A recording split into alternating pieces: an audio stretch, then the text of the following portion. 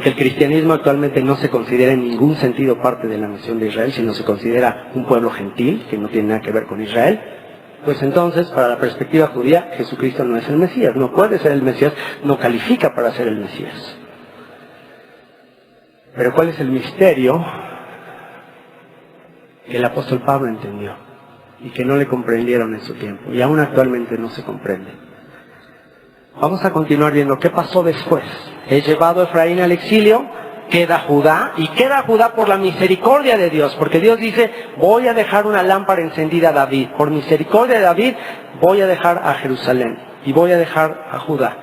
Pero después Judá cae en los mismos pecados que sus hermanos del norte, y también comienzan con la idolatría. Y entonces Dios les envía a los profetas, les envía a Isaías, les envía a Jeremías. Y cuando le envía a Jeremías les pone un ultimátum y les dice que si no se arrepienten van a ser llevados al exilio y van a ser llevados a Babilonia. Pero ¿qué sucedió? ¿Qué dice la historia que sucedió con Judá? Judá no se arrepintió. Y vino el rey Nabucodonosor, el rey de Babilonia, y destruyó el templo de Salomón. Y se llevó cautivo a la nación judía. Y en ese cautiverio es donde participan los descendientes de Esaú. Y son partícipes del despojo. Y son llevados a Babilonia y están 70 años allá. Pero Jeremías profetiza que después de 70 años un remanente va a volver a la tierra. Y regresa el pueblo judío a la tierra por el liderazgo de hombres como Zorobabel, como Esdras, como Nehemías. Y después de eso viene el imperio medo-persa, la época de la reina Esther. Después viene el imperio griego y después viene el imperio romano. Y en la época del imperio romano hay una gran expectación de que venga el Mesías. Los judíos, por tanta opresión, están ya ansiosos de la llegada del Mesías y están pensando que en cualquier momento puede aparecer. Y de pronto, en una aldea, en Nazaret, en Galilea de los gentiles, como dice el profeta, el pueblo que andaba en tinieblas vio gran luz. Los que moraban en tierra de sombra de muerte, luz resplandeció sobre ellos. ¿Por qué aparece en Galilea? Porque Galilea, la región del norte, es la región que se llenó de mezcla de gentiles con israelitas. Estaban dispersos, estaban apartados de la fe. Y es en esa región donde viene el pastor de Israel a volver a hablarle a las ovejas perdidas de la casa de Israel. ¿Y cuál es cuando envía en su misión a los 70 y a los discípulos? ¿Cuál es la orden que les da? En camino de gentiles no vayáis, y en casa de publicanos no entréis, sino id más bien primero a quienes, id a las ovejas perdidas de la casa de Israel.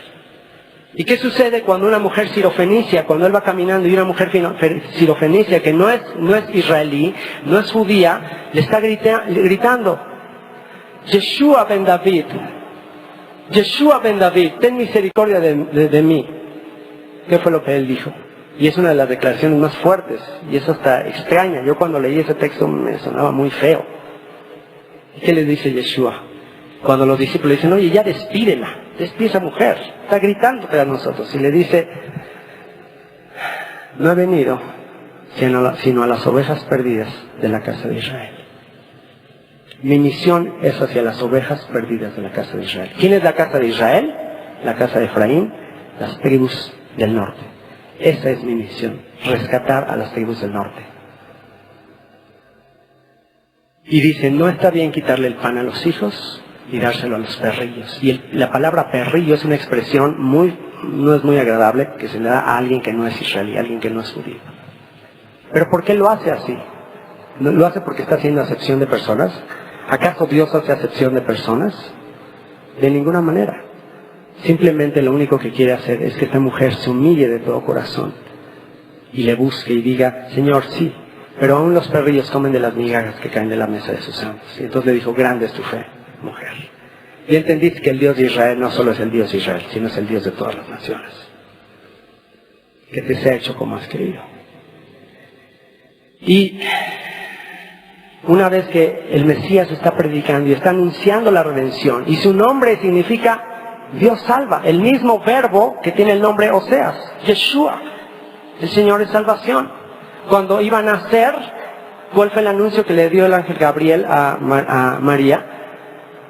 Le dijo, le pondrás por nombre Yeshua, ¿por qué? Porque Él salvará ¿a quién? A su pueblo de sus pecados. ¿Quién es su pueblo? El pueblo de Israel. Y una vez que Yeshua muere en la cruz, ¿qué sucede con sus discípulos? ¿Qué sucede con uno de sus discípulos que van en el camino de Emaús?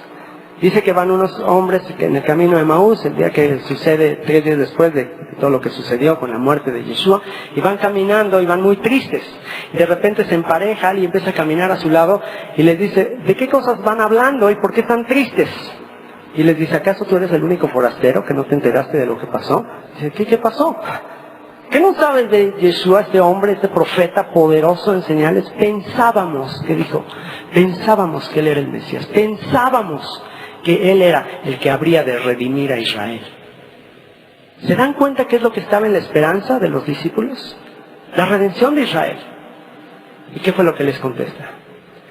Pero qué tardos y qué necios de corazón son ustedes para entender lo que escribieron los profetas, que el Mesías tiene que morir.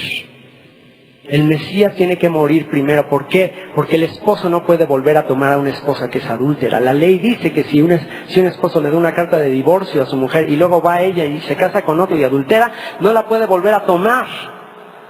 Entonces era necesario que el esposo tomara el lugar y muriera en el lugar de la esposa, de Gomer. Por eso cuando él está en la cruz y grita, consumado es, él está gritando el nombre Gomer. Él viene a buscar y a salvar lo que se había perdido. ¿Y cuál fue la pregunta que le hacen los apóstoles una vez que él está por irse? De repente, pues aparentemente no redime a Israel, aparentemente no vienen las 12 tribus, aparentemente no destruye al imperio romano y ya se va. ¿Y qué le preguntan sus discípulos? Señor, ¿restaurarás a Israel en este tiempo? ¿Y qué les dice él? No les toca a ustedes saber los tiempos y las sazones, que el Padre ha determinado en su sola potestad, pero recibiréis poder y me seréis testigos en Jerusalén, en Judea, en Samaria y hasta lo último de la tierra. Me van a ser testigos. Y por 2000 años, ¿qué han estado haciendo? ¿Cuál fue el mensaje? Id por todo el mundo y anuncien estas buenas nuevas, estas noticias de redención.